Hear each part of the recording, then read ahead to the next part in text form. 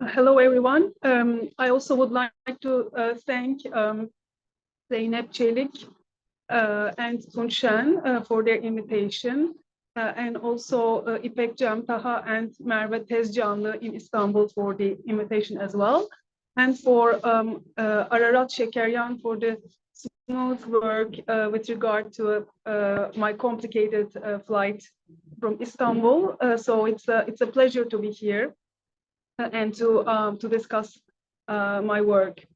So in this paper, I will aim to reconsider the social transformation experience from the Ottoman Empire to the Turkish Republic.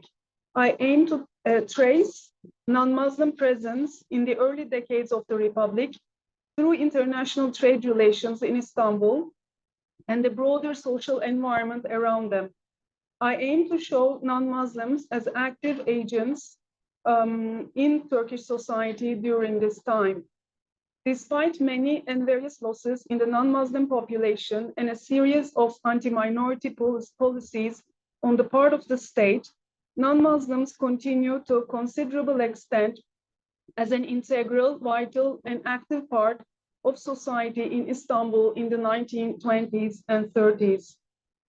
In analyzing the history of non-Muslims during the transition from the multi-ethnic, multi-religious, and multicultural Ottoman society to the Turkish nation state, which adopted a minority regime, scholarship has often focused on state politics, legal regulations, and Turkification policies.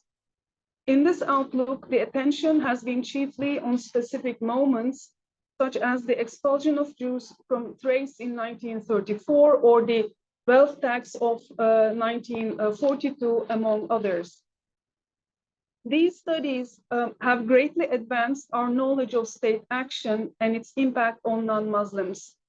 Yet this scholarship has often treated non-Muslims as victims of state policies and portrayed them as passive groups.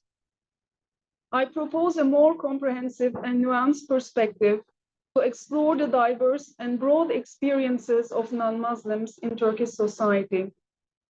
Turning our attention from state and political ideology to society and its people, we can trace how non-Muslims as social agents acted on the ground and navigated through the political and socioeconomic conditions of the early Republican period. In this paper, turning away from the macro view and statistics of Turkification, I aim to explore how early Republican Istanbul looked like if we attempt an on-the-ground analysis of individuals and groups with a focus on the stories of those who stayed on rather than those who left or had to leave. In early Republican Istanbul, non-Muslims comprised approximately half of the active population in manufacturing and trade. Following this presence, I concentrate on the port of Galata in Istanbul to examine international trade activities and trace non-Muslim participation in the economic networks of the early Republican period. My focus will be on Greek merchants, with some cases from other non-Muslim actors. And I use as my sources Annual Oriental yearbooks, Saadettin Fidan private collection, Turkish state archives, and Greek communal archives.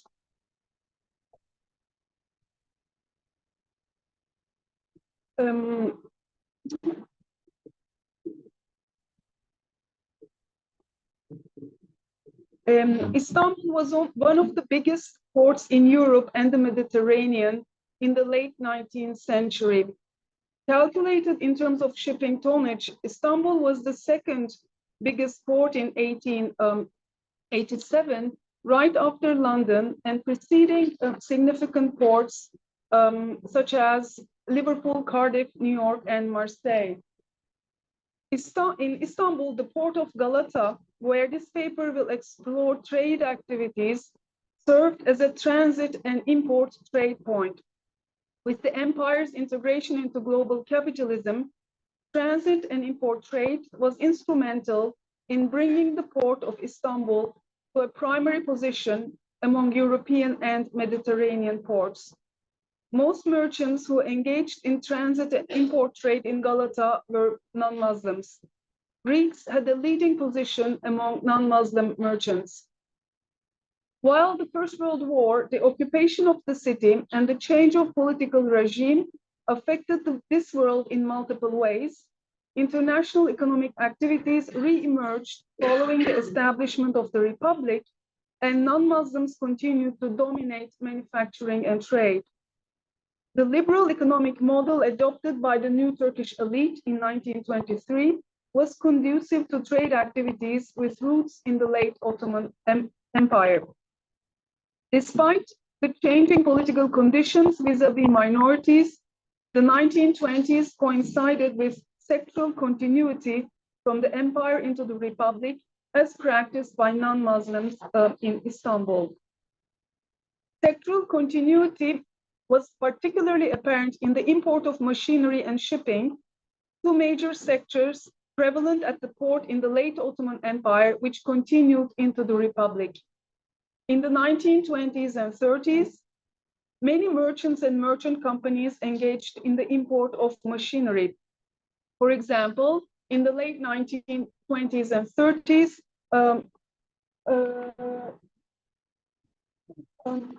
GM Kumaki and Company was active at the port as a broker and representative of international companies. Kumaki's company imported diesel motors and similar types of machinery. Likewise, Panay Kardamenis imported chemical materials, rubber, and textiles from France, Germany, and Britain. Konstantin Makopoulos imported machinery, steel, radio equipment, and foodstuff from France and Germany.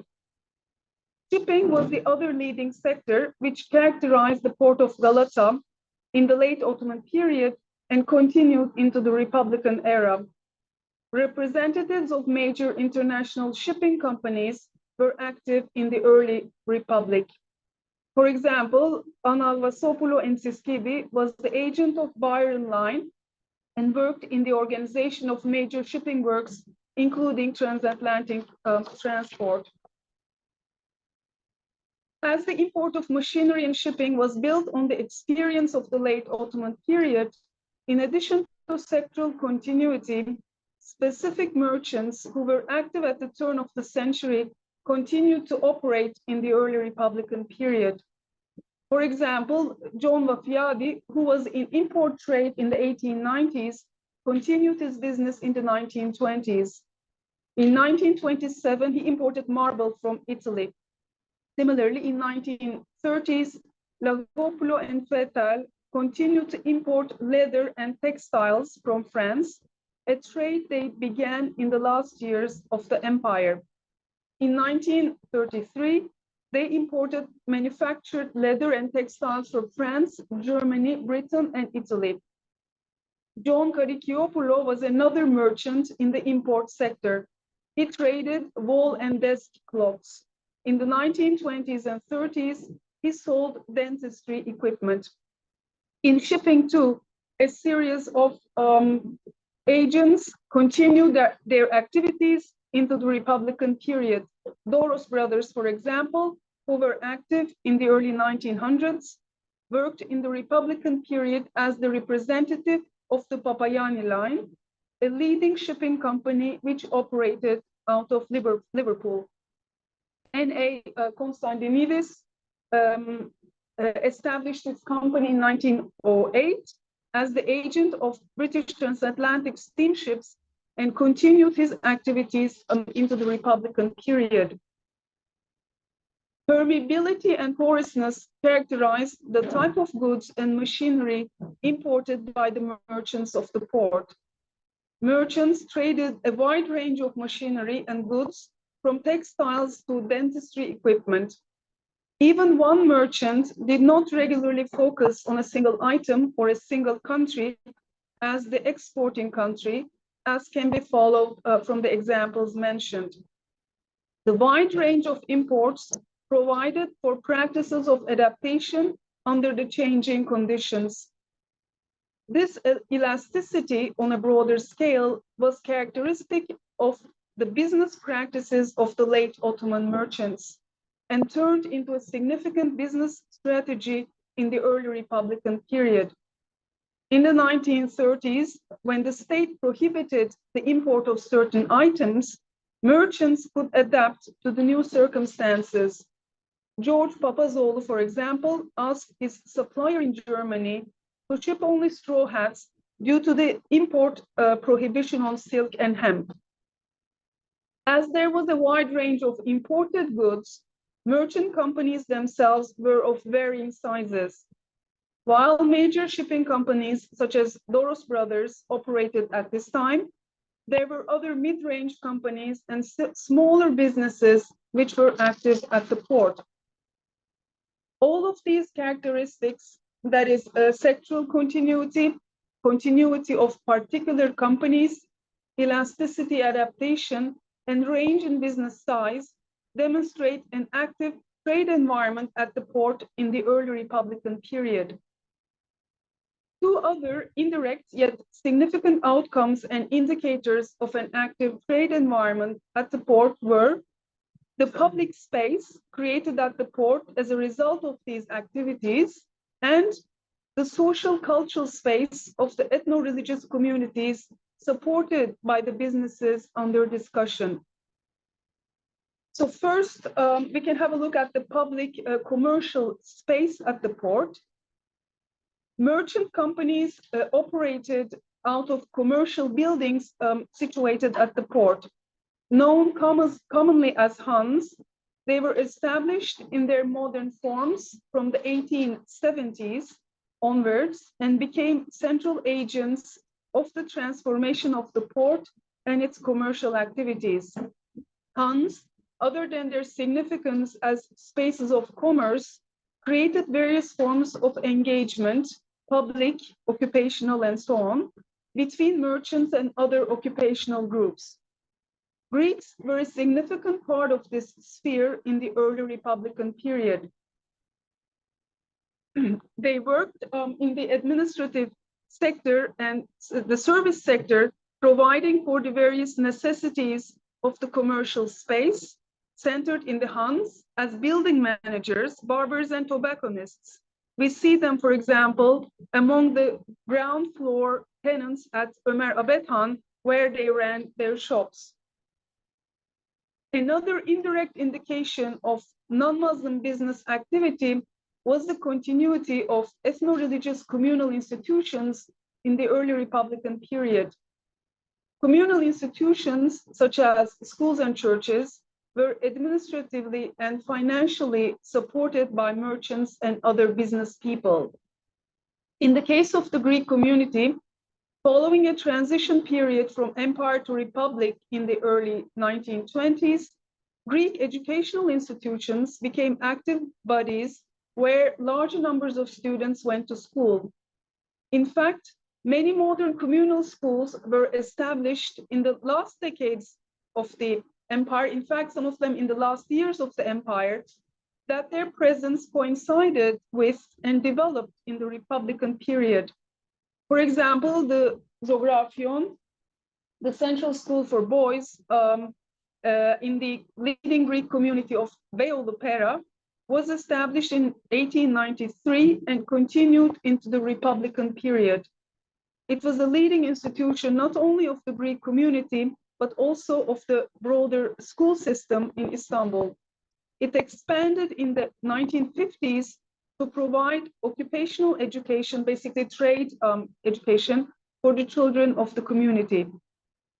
The continuing presence and active development of the school and others were dependent on the administrative involvement and financial contribution of the members of the community, most of whom were engaged in commerce and business as laid out in this paper. In the 1920s, following the establishment of the Republic, the government introduced a series of law codes which confined the practice of certain professions to Turks. There was disagreement, however, from early on the definition of the Turk. That is, whether it referred to a citizen of the Turkish Republic or someone ethnically Turkish. While this disagreement continued well into the 1930s, professions indicated in the new law codes mostly comprised doctors, pharmacists, lawyers, and similar professional occupations. In commerce, the government signed individual agreements with specific major international infrastructure companies. This meant that international companies engaged in infrastructure dominated the relationship of the government with businesses regarding Turkification. An examination of one of these companies, namely Dersaadet Key Dock and Warehouse Company, will offer some clues about the development of Turkification in business and commerce in the 1920s and 30s. Dersaadet Key Dock and Warehouse Company was established in 1890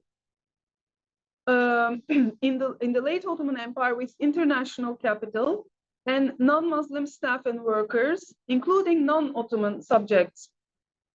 It was engaged in the provision of infrastructural works and was part of a broader group of companies which provided transport, gas, water, electricity in the city.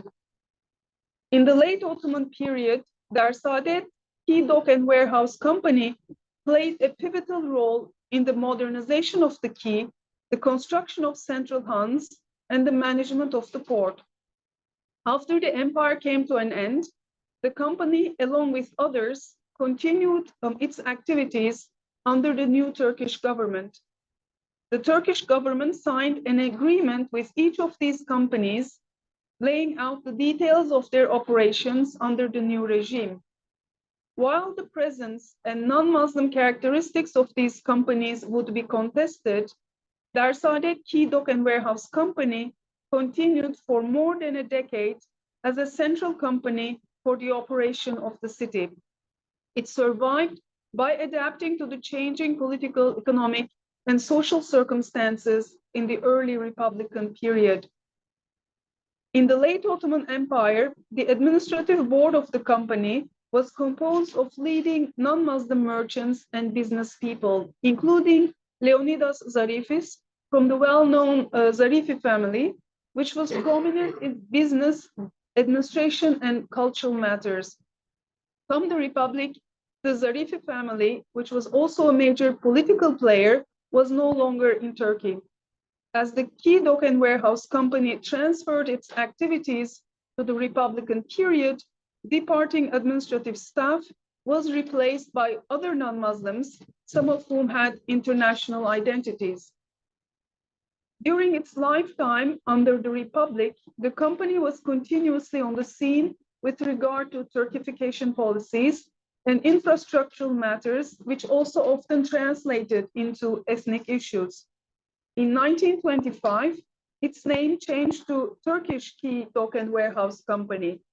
As early as 1924, a percentage of its non-Muslim staff and workers began to be laid off according to the directives of the government. Yet, what might look like a singular and straightforward Turkification process was in fact a multi-layered development. Layoffs would be repeated and reported in the following years, demonstrating that Turkification policies continued, but also that their effect was limited and therefore had to be pursued.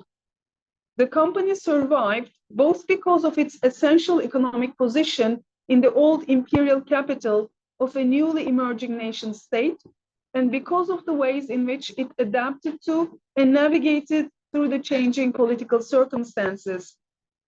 Furthermore, as I mentioned before, it was not at all certain according to which criteria, ethnic, religious, or citizenship, and so on, non-Muslims would be laid off their positions in these companies. So it wasn't really a clear decision which ones would be laid off. And as Murat Koraltürk's studies explore this process in detail, another company, Kadıköy Water Company, specified non-Muslims as the group to be dismissed while Dersade Telephone Company specified Greeks of Greece for dismissal, and the Lighthouse Company announced that its staff would be composed of Turkish people, all as a result of negotiations and with specific agreements with the government.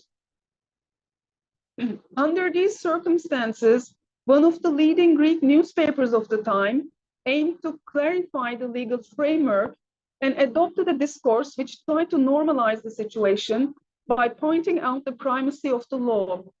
In a piece written in 1929, the paper announced the negotiations about the law code in the parliament, which related to citizens of other countries. It reassured its readers that the minorities protected by the Lausanne Treaty would not be affected by the law. In practice, this was not a realistic assessment, as some of the Greeks of Istanbul were citizens of the Greek state, an issue which would be resolved with an agreement between the Turkish and Greek states in 1930. At this time, however, the discourse of the paper demonstrates a coping mechanism on the part of the Greek leaders of the time by adapting to the political circumstances. Another issue which is suggestive of the multi-layered character of the Turkification process is the variations in policy according to social class. According to the agreements between the state and the infrastructural companies, the head administrative staff and the leading technical staff retained their positions, while workers on the mid and lower levels were laid off. This meant that the Turkification policies mainly affected unskilled or semi-skilled labor, while the leading cadres continued their jobs in agreement with the government. The government had a dual position in this respect. While it applied Turkification policies, it did not disrupt the operation of these major companies, which were responsible for the vital infrastructural needs of the city, given the circumscribed organizational and economic means of the newly established nation state. Overall, in relation to major infrastructural companies, agreement, adaptation, and reaction continued for more than a decade as the companies survived until their final transformation into state companies with the nationalization policies in 1934. In conclusion, looking at the history of non-Muslims in the 1920s and 30s with broader attention on the individuals, groups, and companies presents a nuanced, varied, and more comprehensive view of their experience in the early Republican period. Putting non-Muslims in the center of the analysis highlights their agency and shows them as operative actors who responded in various ways to Turkification policies. Turkification was not a black and white policy, either in theory or in practice, and non-Muslims created a space where they could negotiate and navigate their positions. The presence and continuity of many companies run by non-Muslims in the 1920s and well into the 1930s demonstrate in practice the limits of Turkification policies. Non-Muslim merchants and other business people actively participated in the city's economic life. This evidence opens the way for a reconsideration of the periodization of Turkification in the Republican period. In other words, perhaps we need a more fine-grained periodization of Turkification or certain sub-periods of Turkification for this early period. The transition from empire to nation state was not immediate and uncontested. The legacy of the empire in the socioeconomic sphere in Istanbul lived on during this period. It was only in the post-war period after the Second World War, and particularly with the changing national and international atmosphere beginning in the 1960s, that non-Muslim presence in Istanbul would be radically contested. In other words, the early Republican elite indeed initiated a series of anti-minority policies, but these policies would only be applied in a fully fledged manner in the second half of the 20th century, when Istanbul would experience a comprehensive transformation of its population and society against the background of a new economy and global decolonization. Thank you.